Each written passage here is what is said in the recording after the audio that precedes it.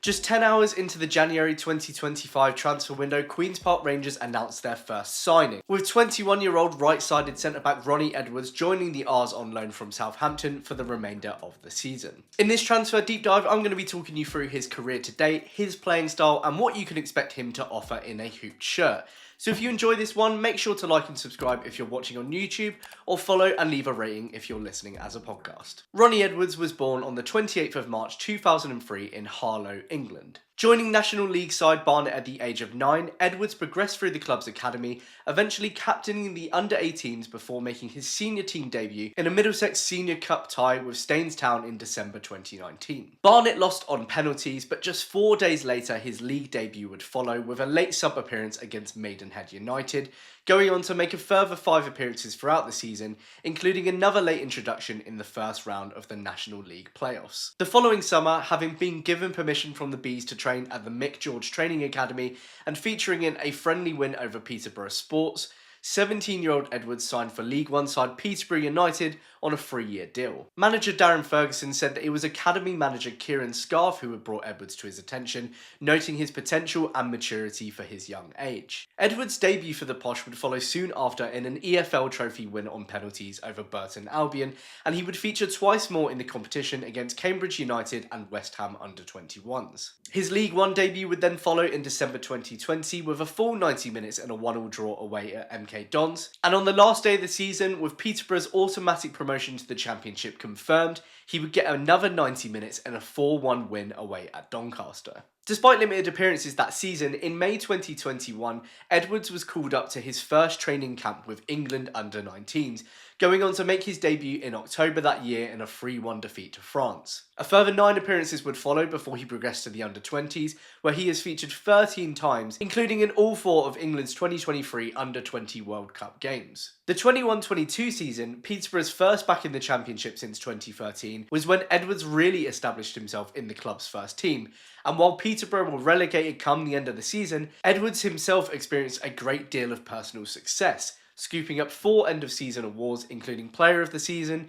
Young Player of the Season and Players Player. Edwards played just 21 minutes of the season's first 6 fixtures, but after coming in for a full 90 against Reading in mid-September, he became a mainstay in Peterborough's defence at just 18 years old. Now obviously I have to mention at this point that he played every minute of Peterborough's 3 wins against Mark Warburton's QPR that season, twice in the league and once in the FA Cup's 4th round, the latter a tie that would set him up to feature in a 2-0 loss against Man City in round 5. Peterborough and Edwards returned to League One in 22-23, with the young centre-back now a cemented starter in the first team. He would play 44 games that season in all competitions, helping lead the Posh into the playoffs before a 10-4 loss on penalties away at Sheffield Wednesday saw them miss out on a trip to Wembley. Last season would see Edwards make another 55 appearances, as well as scoring his first 2 seeded career goals. Peterborough once again missed out on the playoff final after a 2-1 loss on aggregate to eventual winners Oxford United, but Ronnie would still get to experience the second honour of his career, lifting the EFL trophy after a 2-1 win against Wycombe Wanderers in the final. And another impressive season under his belt meant that this time the accolades didn't come just from Peterborough, with Edwards winning EFL League One Young Player of the Season and featuring it in the PFA League One Team of the Year. And with such high praise, you can see why Southampton were keen to sign the 21-year-old in summer 2024,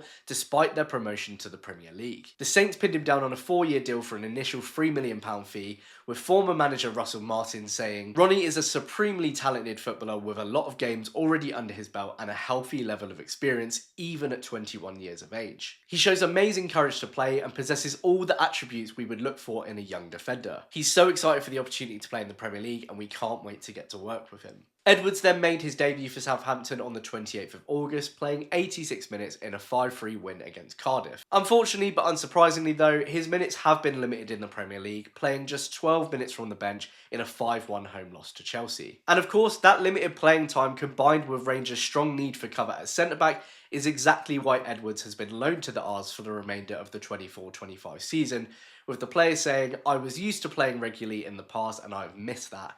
Hopefully I can get that here. And when looking at Ronnie's profile as a player, you can see exactly why QPR have looked to bring him in so quickly. At 5'9", he's not exactly your conventional centre-back, but it's his ability on the ball that has made him so appealing to Nori and Cifuentes. He's extremely comfortable in possession, and for Peterborough, he was the player who looked to initiate play out from the back, either by confidently carrying it out or by inviting the opposition to press him before playing through or around them. That might sound terrifying for a defender, but his 91.6% pass accuracy last season, an absolutely staggering stat for a centre-back, shows that he is exceptional at it. That's made even more impressive when noting that he played 68 more successful long passes than any other outfield player in League One. He also had 4,590 touches of the ball, the most of any defender in the division. So, given how keen Marty has been to implement playing from the back into QPR's overall game this season, something that's still very much in his tactical approach despite going back to basics over the past 10 games,